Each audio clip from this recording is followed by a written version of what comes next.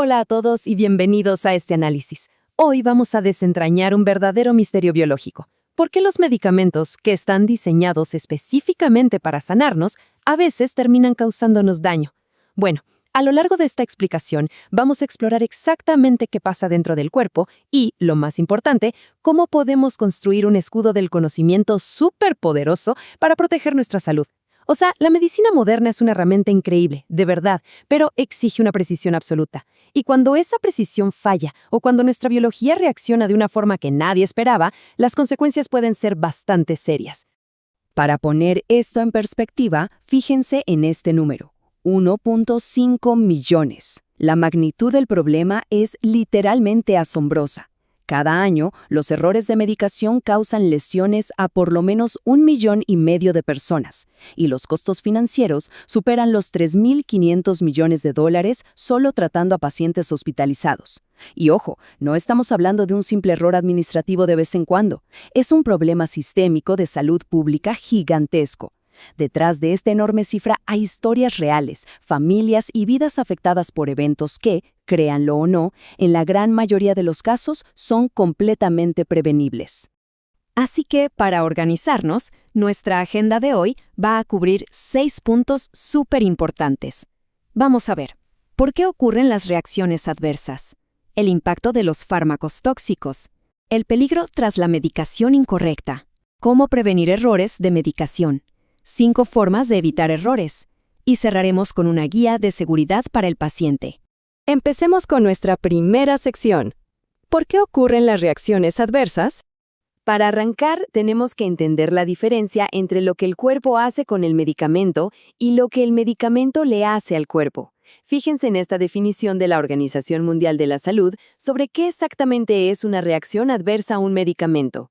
Destaca algo clave: estos eventos ocurren a dosis normales. Así es, no estamos hablando de una sobredosis accidental, hablamos de reacciones que van desde un poquito de sueño hasta emergencias médicas muy severas, como arritmias o anafilaxia, todo mientras tomamos la dosis que el doctor recetó correctamente.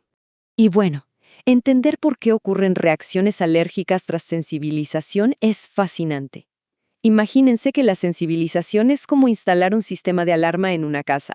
La primera vez que el cuerpo se topa con el fármaco, simplemente instala la alarma. 0 síntomas. Pero la segunda vez que se expone, ¡boom!, se activa una sirena ensordecedora y el sistema inmune ataca.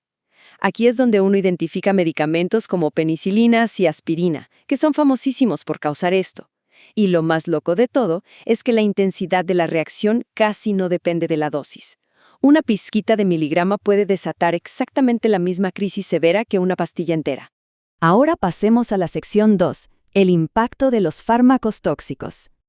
A diferencia de las alergias que acabamos de ver, la toxicidad sí depende de la dosis.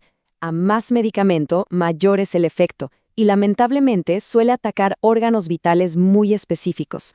Técnicamente, cuando decimos toxicidad, pensamos en dosis excesivas, pero en el día a día médico, también incluye reacciones severas a dosis normales, simplemente porque hay órganos que no toleran la composición química de ciertos tratamientos. Y miren cómo funciona esto en la vida real.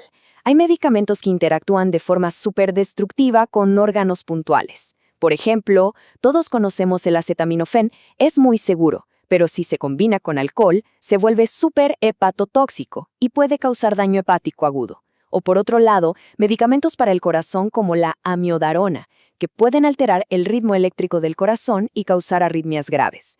Precisamente por los riesgos de medicamentos comunes, comprender la toxicidad orgánica y la farmacovigilancia es imperativo.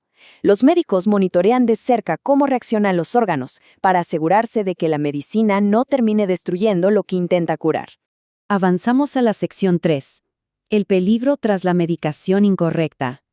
Bueno, ya hablamos de biología y química, pero ahora entra el factor humano. Aquí el peligro no es la molécula, sino cómo recetamos y damos las medicinas. Organizaciones de salud definen los errores de medicación como eventos sistémicos escuchen bien, 100% prevenibles. O sea, estos errores pasan cuando el medicamento está en manos del doctor, del farmacéutico o del paciente.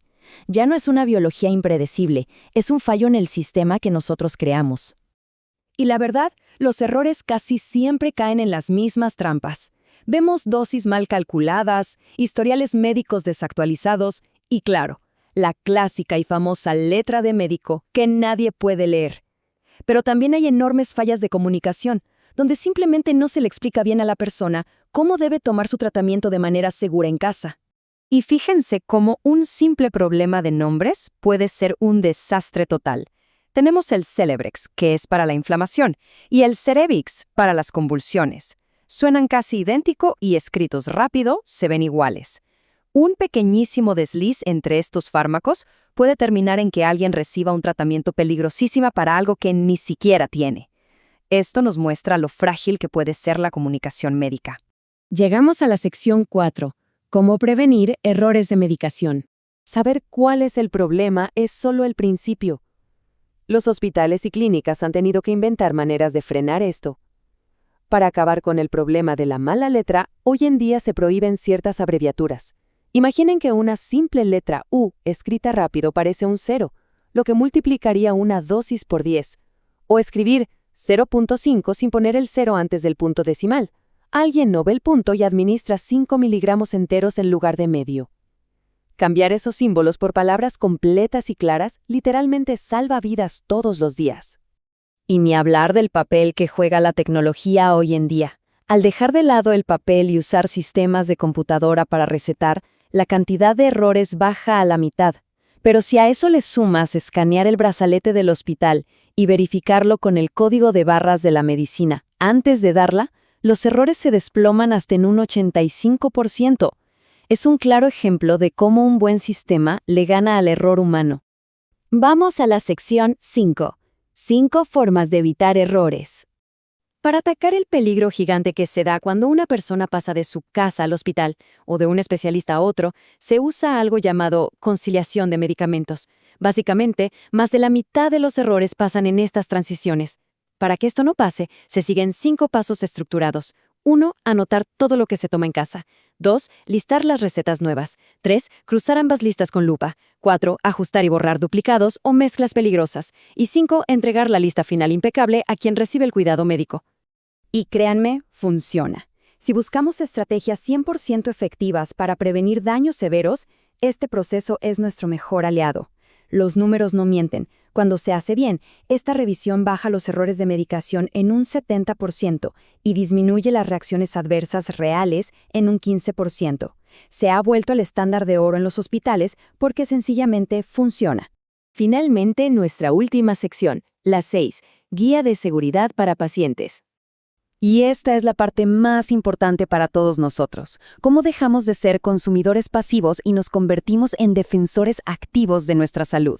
Bueno, aquí van los consejos médicos para pacientes informados que no pueden faltar. Primero, lean siempre las guías oficiales de sus medicinas y fíjense mucho en esos recuadros negros de advertencia que traen las cajas. Ahí están los riesgos serios. Segundo, anoten absolutamente todo lo que toman, desde pastillas recetadas hasta vitaminas y tés de hierbas. Y, súper importante, nunca dejen un tratamiento de golpe sin avisarle a un profesional, porque algunas medicinas necesitan retirarse poco a poco para que el cuerpo no reaccione mal.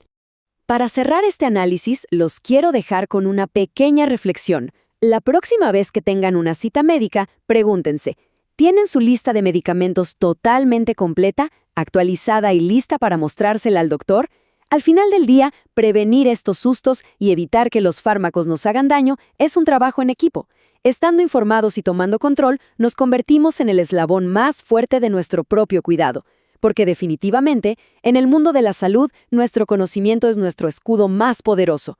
Gracias por acompañarnos a explorar este tema hoy.